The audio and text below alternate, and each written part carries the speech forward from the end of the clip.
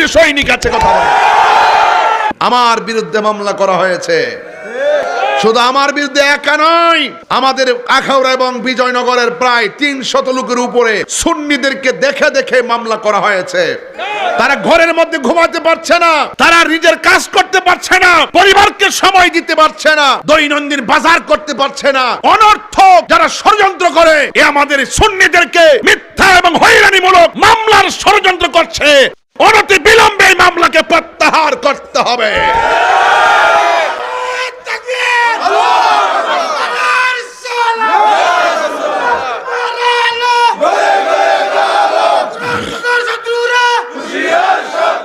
ভাইয়েরা আমার, আমি পরিষ্কার ভাষায় বলতে চাই, আমার ব্যাপারে ব্যানার নিয়ে নিয়ে রাজপথে আন্দোলন চলতেছে। চট্টগ্রাম থেকে শুরু করে প্রত্যেক জায়গায় জায়গায় কি আন্দোলন বাড়তেছে না কমতেছে? এখনো পর্যন্ত মিডিয়াগুলো নীরব। মিডিয়াগুলো এখনো স্বাধীন হতে পারে নাই, প্রশাসন এখনো স্বাধীন হতে পারে নাই। আপনারা আরেকজনের কথা শুনে দেশের আইনকে কলঙ্কিত করবেন না, হলুদ পাতার সাংবাদিকতা করবেন না। আমার ব্যাপারে শুভাকাঙ্ক্ষী হয়ে অনেক জায়গা জায়গা প্রতিবাদ হচ্ছে। আমি বলবো তাড়াতাড়ি মামলাটা প্রত্যাহার করুন। আমার যাই হোক না হোক, কিন্তু আমার 300 ভাইয়ের নামে যে মামলা করে ঘর থেকে বের করা হয়েছে এবং বিজয়নগরের প্রায় 6-7 জনকে ধরে নেওয়া হয়েছে, তাদেরকে তাড়াতাড়ি মুক্ত দিতে হবে এবং পুরো মামলা প্রত্যাহার করতে হবে। যদি এই 300 জনের লোকের মামলা যদি প্রত্যাহার, টোটাল মামলাটা যদি প্রত্যাহার করা না হয়, আমার বিরুদ্ধে 1 নম্বর আসামি আমাকে করেছেন, আমি 1 নম্বর আসামি হয়েও রাজপথে নামতে বাধ্য হব। তখন সেটা কিন্তু দাবায় রাখতে পারবেন না। আপনারা ভালো করে জানেন যে আমি যৌক্তিক দাবির জন্য জীবনটা হাসতে হাসতে দিতে প্রস্তুত। আমি যদি অন্যায় করি, আমি ক্ষমা চাইবো, হাত করে হাতে নিজের হাতে পড়বো। কেউ যখন আমাকে অন্যায় করে কনস্পাইরেসি ভাবে, ষড়যন্ত্রমূলক ভাবে হয়রানি মামলা করে সুন্নিদের বিরুদ্ধে ট্যাগ লাগিয়ে সুন্নিদেরকে বিরক্ত করবে, সুন্নিরা ঘরে বসে থাকবে না। ঠিক কিনা বলেন?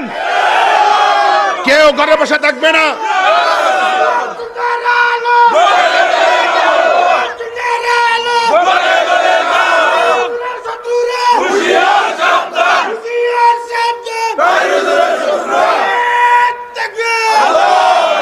মাজার ভাঙছে, কোন আসামি কি ধরছে? মাজারে আগুন লাগাইছে, কোন আসামি ধরছে? আল্লাহর ঘর মসজিদে আগুন দিয়ে পুরাইছে, আসামি ধরছে? গরু টরু যা সব চুরি করে নিয়ে গেছে, আসামি ধরছে?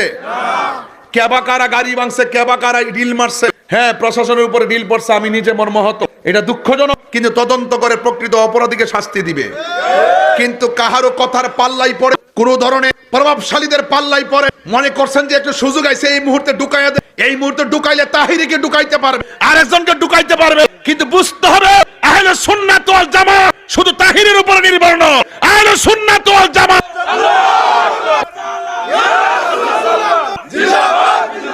দখলদারিত্বের তাণ্ডব লীলা বন্ধ করতে হবে, মামলা বাণিজ্য বন্ধ করতে হবে।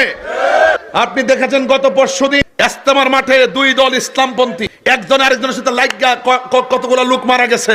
আমাদের ধর্মের উপদেষ্টা একই ঘরানার লোক, তো উনার তো উচিত ছিল অন্তত পক্ষে উভয়টা গ্রুপের সঙ্গে সমন্বয় করে একটা সমাধান করা। কথা বলেন ঠিক না বেটে? আমি মনে করি যে দায়িত্বে থাকবে, যে ক্ষমতা থাকবে তাকেই বলতে হবে, এটাই তো নিয়ম। শুধুমাত্র মত প্রকাশের নামই স্বাধীনতা নয়, দ্বিমত প্রকাশের নামও স্বাধীনতা। আপনি অন্যায় করলে অন্যায় বলতেই হবে, আমি অন্যায় করলে অন্যায় বলতেই হবে। আমি দেখলাম এতগুলো সুন্নিদের বিরুদ্ধে মামলা, এতগুলো মাজার আক্রমণ, উপদেষ্টাদের কোনো কথা নাই। আমার মনে হয় যদি এভাবে চলতে থাকে আর সুন্নিরা যদি খানকা থেকে রাজপথে বের হয়ে যায়, আর একটা প্রতি বিপ্লব হবে বাংলাদেশে। কথা বলেন ঠিক না? সুতরাং গর্জন দেওয়ার আগে, সুতরাং মাঠে নামার আগে সব সমাধান করেন। আমরা বিগত দিনে এমন কাজ করি নাই যে আমাদেরকে মামলা দিতে পারে। কথা বলেন ঠিক কিনা? আমরা কোন দলের দালালি করি নাই। আমরা দেখি যে যারা নবীর প্রেমিক, যারা নবীর আশিক, আমরা তাদেরকে ভালোবাসি। কথা বলেন ঠিক কিনা? আরো বড় করে বলেন ঠিক কিনা বলেন। আমার ভাইয়েরা আজকে থেকে ওয়াদা করবে সত্যের জন্য, হকের জন্য জীবন দিতে চাই কি চাই না? আরো জোরে বল, চাই কি চাই না? ভাইয়েরা আমার,